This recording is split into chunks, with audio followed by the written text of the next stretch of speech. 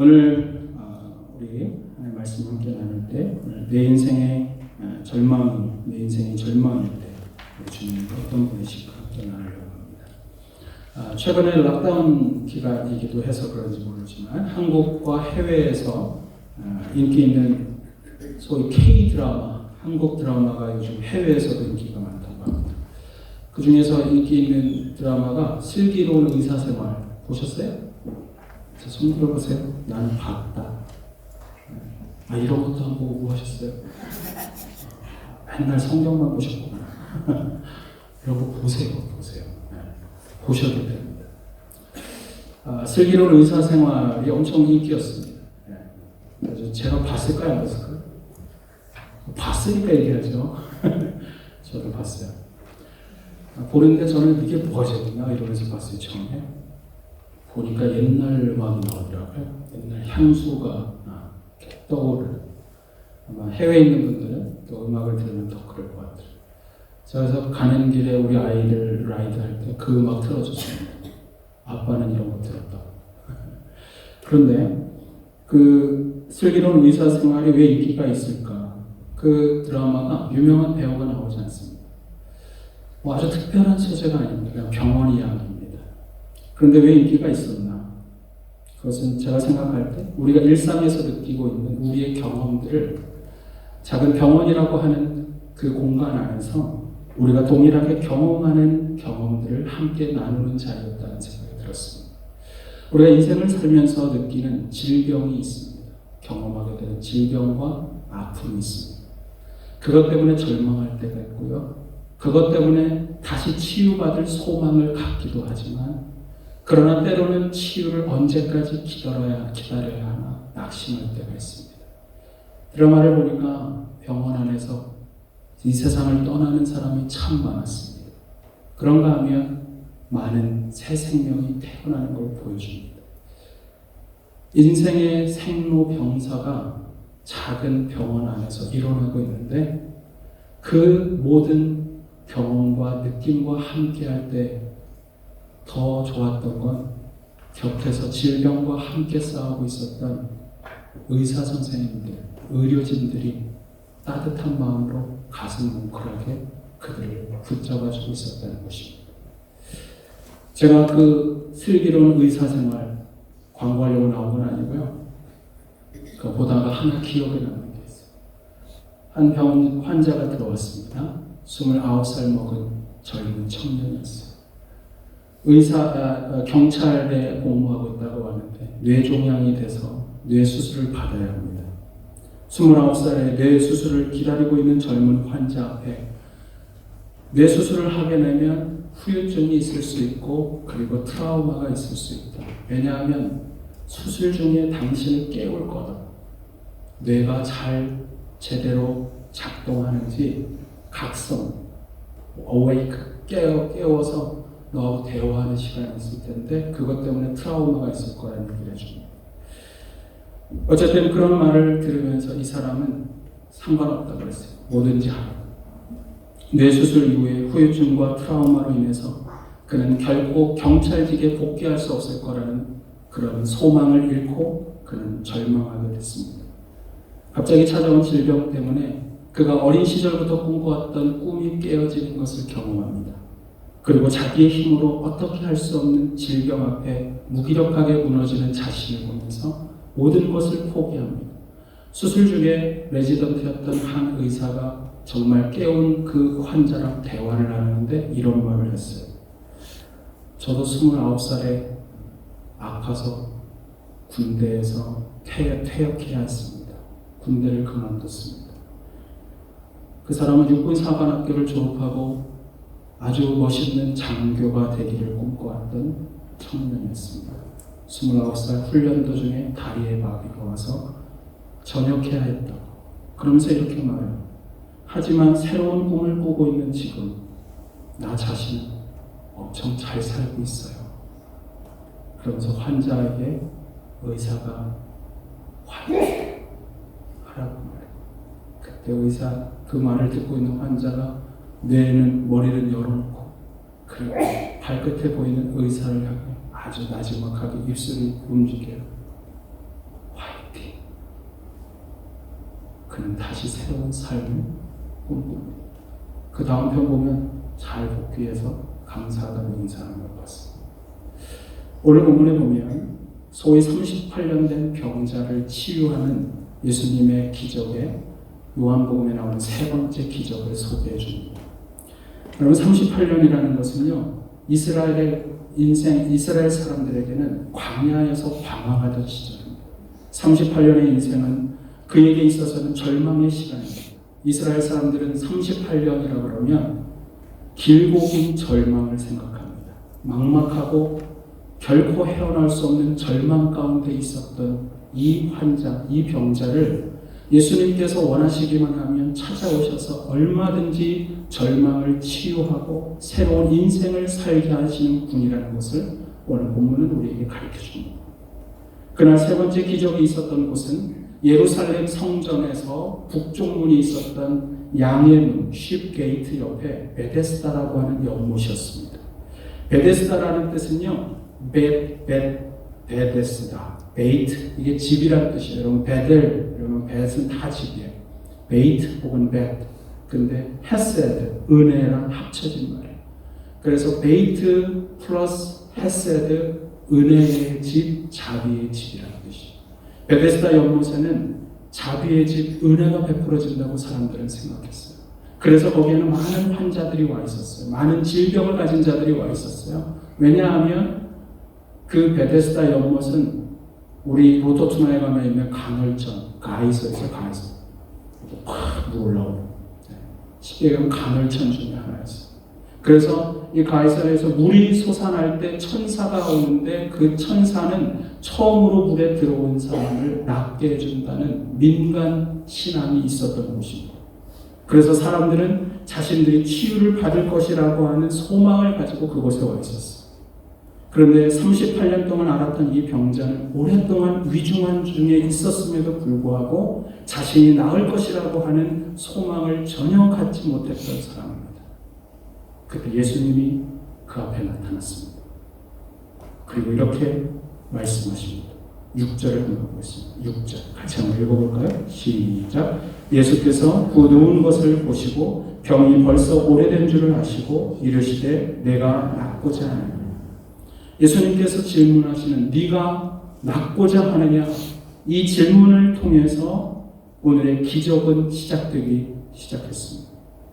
우리 인생을 살다 보면 우리는 때로 앞길이 막막할 때가 있습니다. 내가 꿈꿔왔던 꿈, 38년 동안 나는 꿈꿔왔지만 그러나 그것이 어느 날 산산조각 나는 때가 있어요. 우리가 얼마나 무력한지 때로는 질병 때문에, 때로는 사고 때문에 내가 원하지 않는 인생의 길에 접어든 사람들이 얼마나 많은지 몰라요. 모양과 색깔은 다르지만 인생은 언제나 우리의 무기력함을 알려줍니다. 우리의 무능함을 알려줍니다. 그래서 그것 때문에 좌절하기도 하고, 그것 때문에 꿈을 꾸지 못하고, 그것 때문에 아파서 오늘을 헤매고 있는 그런 때 예수님은 누구실까? 우리가 인생 가운데서 절망을 느낄 때 우리 주님이 함께 하시는 오늘 본문은 우리가 치유를 받을 수 있다고 말해요. 그렇다면 우리가 인생에서 절망할 때 우리가 어떻게 절망을 극복하고 절망을 치유하고 새로운 인생으로 나아갈 수가 있을까? 오늘 본문은 그 해답을 가르쳐 줍니다. 첫째로 우리는 익숙한 절망을 거부해야 합니다. 따라해 볼까요? 익숙한 절망을 거부하자. 네. 만약에 우리가 이 베데스다 연못에 있다, 오늘 본문의 때는 베데스다 연못에 여러분이 서 있다라고 생각하는데, 한번 생각해 보세요. 내가 거기 서 있는데 예수님이 38년 된 병자를 보면서 이렇게 말합니다. 네가 낫고자 하느냐? 여러분 옆에서 무슨 생각 들 것 같아요? 아이고 당연한 걸 물어보세요. 여러분은 안 그럴 것 같아요? 지금 낫기를 원해서 베데스다에 와 있어요. 낫기를 원해서 병원에 와 있어요. 치료받기를 원해서 병원을 찾았고 의원을 찾고 있어요. 다만 나에게 순서가 오지 않는다고 생각할지 몰라요. 그런데 그곳에 예수님이 오셨습니다. 그리고 이렇게 묻습니다. 네가 낫고자 하느냐? 너무나 당연한 질문을 예수님이 왜 하실까요? 환자가 낫기를 원하는 건 너무나도 당연한 거 아니에요? 당연한 질문을 예수님이 하신다는 것은 바꿔 말하면 이것입니다. 너무나도 당연하게 치유를 꿈꿔야 할 38년 된 병자가 그것을 당연하게 생각하지 않고 있다는 것입니다. 너무나도 절망이 익숙한 거지. 그는 38년 동안 그가 병치를 하고 한 번도 치료받은 적이 없어요. 다른 사람들이 치료가 됐는지 어땠는지 모르지만 단 한 번도 제대로 1등으로 연못에 들어가 본 적이 없어요. 그는 언제나 다른 사람이 치료받는 곁에 서 있었던 사람. 단 한 번도 일어나 본 적이 없고 나를 누군가 넣어준 적이 없었던 사람. 다른 사람이 치유받을 때 언제나 들러리였던 사람. 그래서 베데스다 연못에 38년 동안 나와 있기는 하지만 그는 그냥 그렇게 시간을 허송세월하고 있었던지 모르겠습니다. 저는 이 38년 된 환자에게 베데스다 연못은 자신의 절망을 오히려 확인하는 자리였을 거라고 생각해요.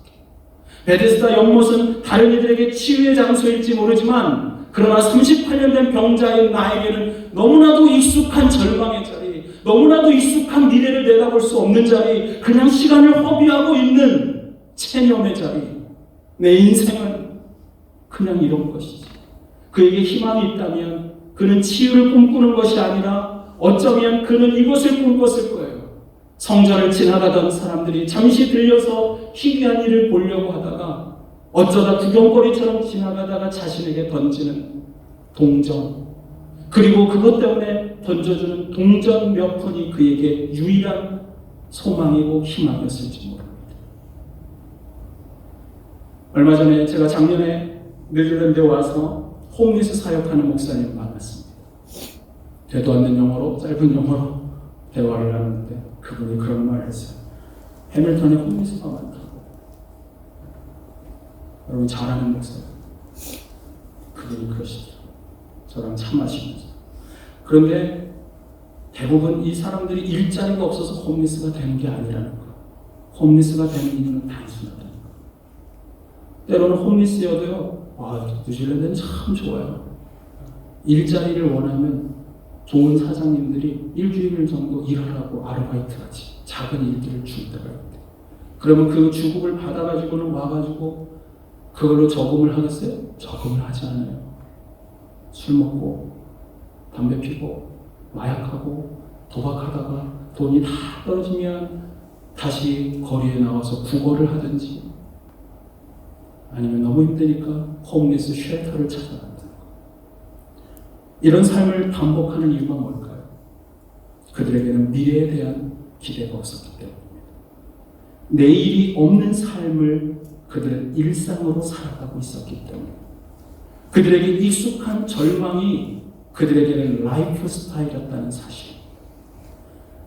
혹시 오늘 우리가 예배하는 가운데 이 정도는 아닐지라도 내일에 대한 어떤 희망이 없이 오늘을 마치 연명하듯 살아가는 38년 된 병자처럼 영적인 홈리스가 돼서 인생을 방황하는 사람은 없을까요? 오늘 우리가 예배하기 위해 지금 나왔지만 그러나 나의 일상적인 삶의 라이프 스타일 안에는 절망이 마치 내 인생의 모든 것인 것처럼 그렇게 살아가는 사람은 없을까요?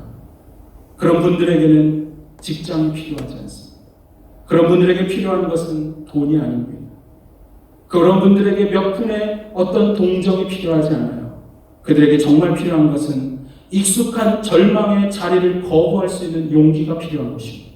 내 오늘의 인생의 라이프 스타일을 내가 절망하는 것이 당연한 것처럼 받아들이고 오늘을 불만하면서 남을 투정하면서 다른 사람이 나를 넣어주지 않았기 때문이라고 말하는 습관밖에 될 수 없는, 그러면서도 오늘을 그렇게 허비하고 있는 그 익숙한 절망의 자리를 거부한다는 외침이 그에게는 필요하다는 사실입니다. 이 절망을 거부한다. 만약 이 사람이 내가 낫고자 하느냐고 말했을 때, 물어봤을 때, 네 주님, 저는 낫고 싶어요 라고 대답했다면 그는 그 자리에서 바로 일어났을 것입니다. 중요한 것은 이것입니다. 절망을 거부하는 우리의 영혼의 외침이 있을 때 그때 우리의 영혼은 진실로 치유를 경험한다는 것입니다. 정말 하나님을 경험하고 싶으세요? 먼저 여러분의 마음을 바꾸십시오. 하나님을 기대하고 내 인생 가운데서 절망의 자리, 익숙한 것에서부터 나는 벗어나겠다는 익숙한 절망의 자리를 거부하는 용기 있는 외침, 그것이 우리에게 필요하다는 사실입니다. 우리가 어떻게 절망을 극복할 수 있을까요? 그때 주님은 우리에게 어떤 일을 하시나요? 두 번째로, 절망을 극복하기 위해서 우리는 익숙한 해답을 거부해야 합니다. 한번 따라해 보겠습니다. 익숙한 해답을 거부한다. 네. 오늘 본문의 익숙한 해답이 뭘까요? 익숙한 해답. 익숙한 솔루션. 너무너무 익숙한 솔루션. 그것은 이것입니다. 바로 민간신앙입니다.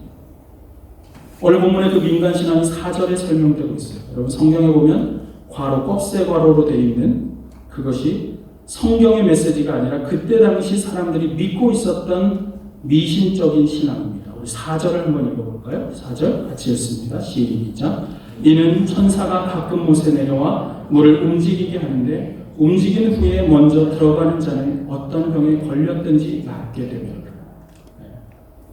그들에게는 이런 아주 익숙한 해답이 있었어요. 그것은 뭐냐 하면 먼저 베데스다 연못에 들어가면 나을 것이라는 것입니다. 여기서 주목할 말은 먼저입니다. 먼저 들어가는 사람, 먼저 연못에 1등으로 들어가는 사람, 그 사람만 치유를 받습니다. 2등 하면 안 돼요. 이거 무슨 논리예요? 이거 세상 사는 논리예요. 세상 사는 논리.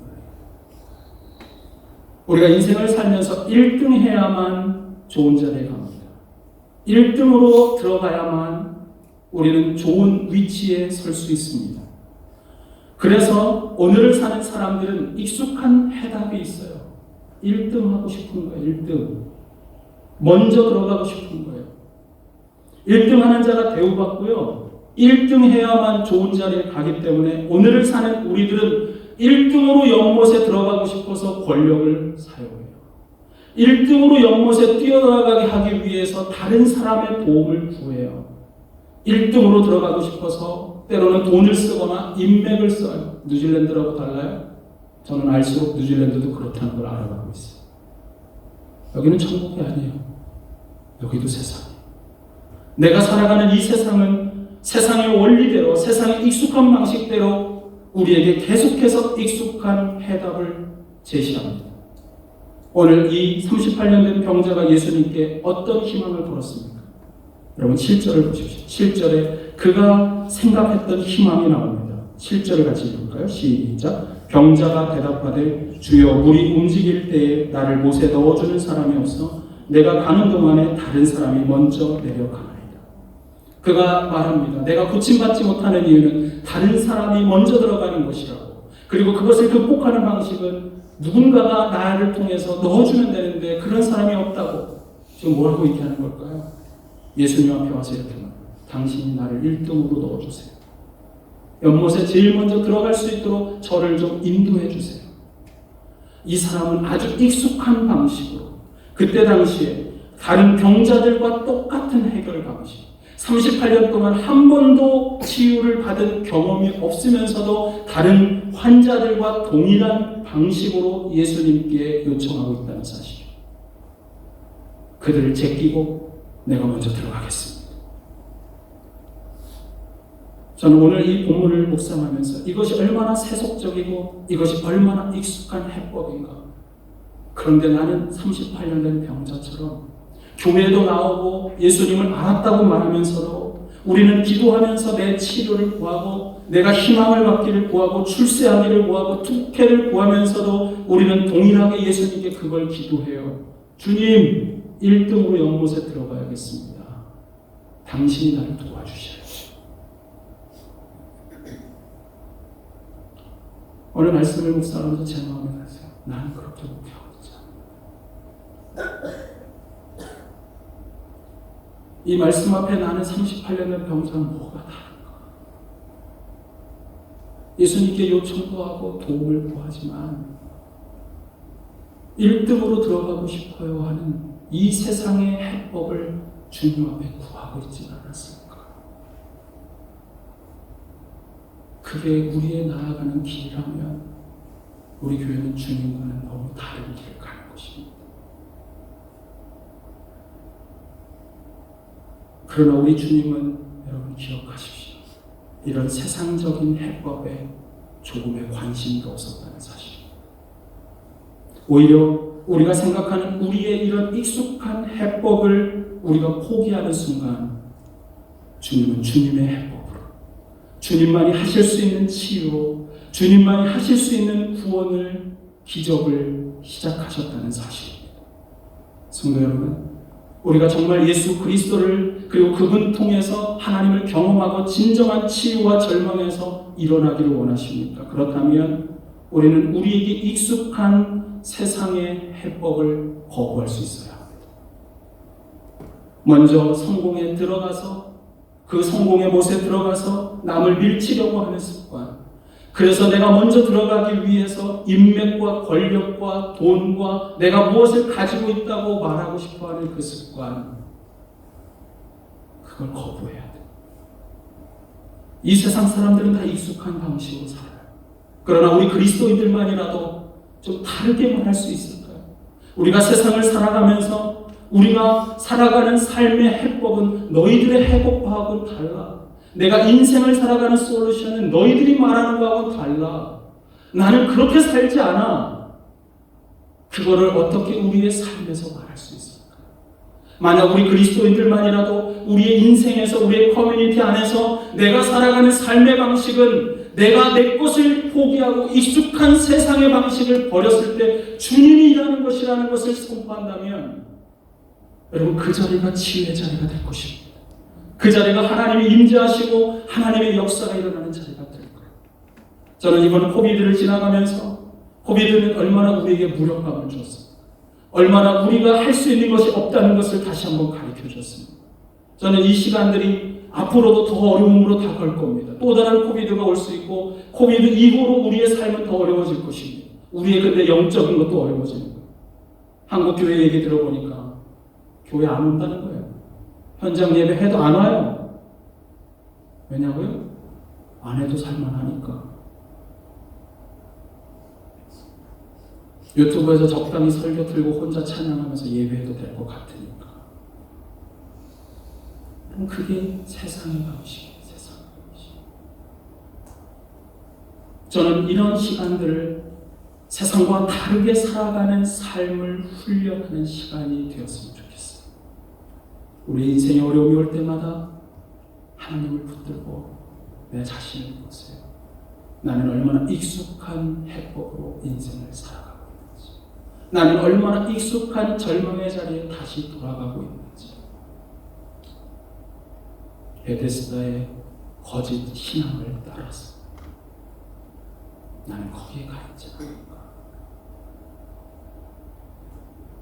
우리가 우리의 것을 포기하기 시작할 때 주님이 일하십니다.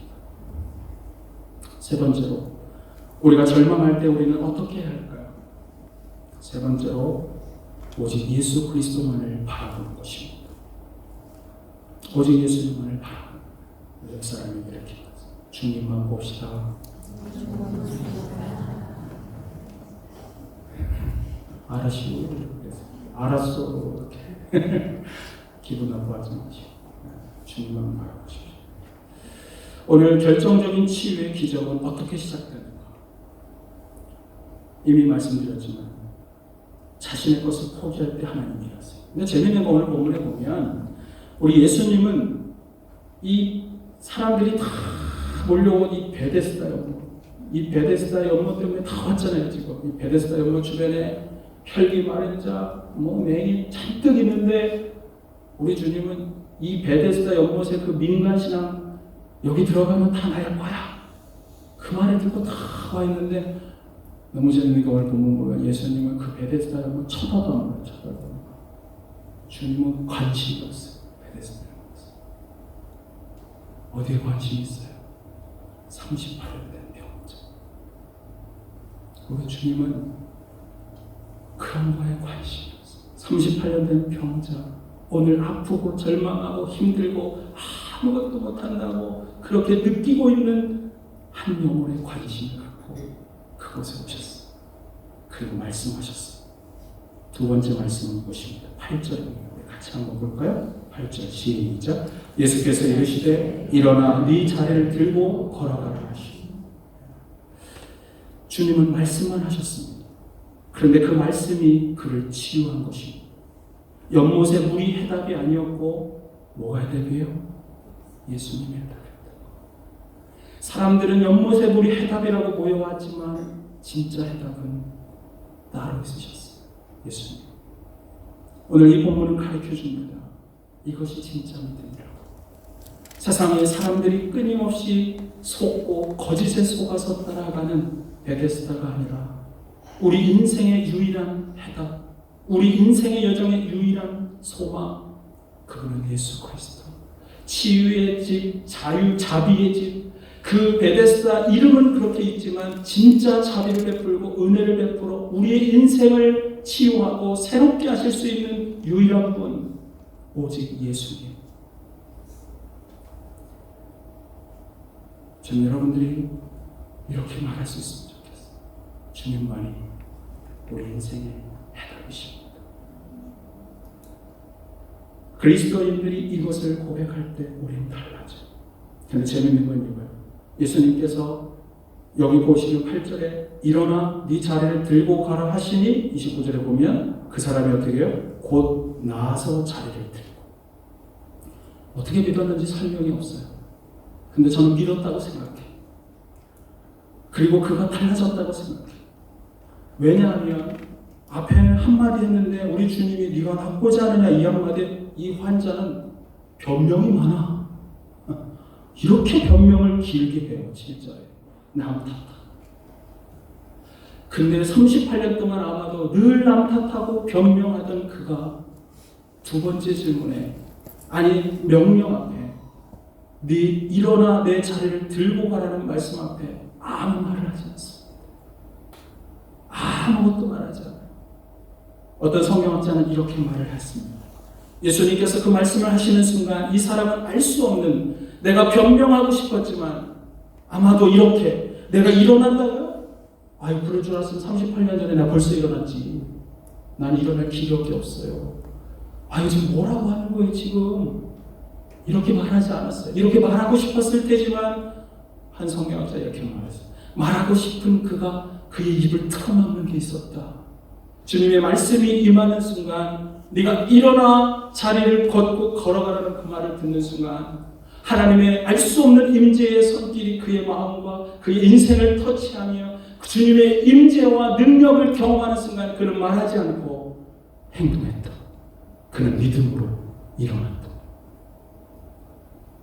저는 여러분들이 이랬으면 좋겠어요. 저는 우리 주님 앞에 여러분 변명하지 않았으면 좋겠어요. 우리 주님 앞에 자꾸 주저리 뭐 이렇게 주님이 다 아세요. 38년 동안 알았던 거. 우리 인생이 얼마나 절망스러운지 주님 다 아세요. 중요한 건 이거예요. 주님, 제가 듣겠습니다. 제가 말씀대로 할게요. 세상의 방식과 다르게 저는 주님의 말씀을 해법인 줄 알고 믿고 따를게요. 오늘 저는 우리 주님이 여러분들에게도 동일하게 믿는다고 믿습니다. 주님은 이 시간 물어봐요. 네가 낫기를 원하느냐? 그때 우리는 말하지 않았으면 좋겠어요. 그러면 주님은 다시 말할 것입니다. 자리에서 일어나 내 자리를 들고 걸어가라. 저는 우리가 그 주님의 음성 앞에 단순한 믿음으로 이제는 세상의 해법이었던 베데스다를 박차고 일어날 수 있었으면 좋겠습니다. 그러면 치유가 일어납니다. 그러면 하나님을 경험하는 것입니다. 그러나 이렇게 제가 말씀드리는데도 이렇게 말할 수 있는 게 있어요. 주님이 해답인 건 아는데 목사님 돈도 좋잖아요. 주님이 해답인 건 알겠는데 인간관계 소중하잖아요. 두 개를 같이 하면 안 될까요?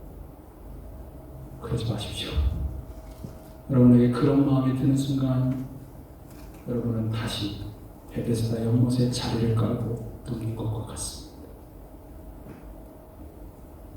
우리 주님이 묻습니다. 네가 낫기를 원하는 내 주님, 달라지고 싶어. 이제는 일어나고 싶어. 나 여기서 더 이상 절망으로 살 수 없어요. 그런데 주님이 소망해. 내게 다시 말씀해 주세요. 일어나, 걸어라. 네, 주님. 그렇게 말할 수 있는 진정한 믿음의 사람들 모두가 되기를 주님의 이름으로 축원합니다. 우리 기도할게요.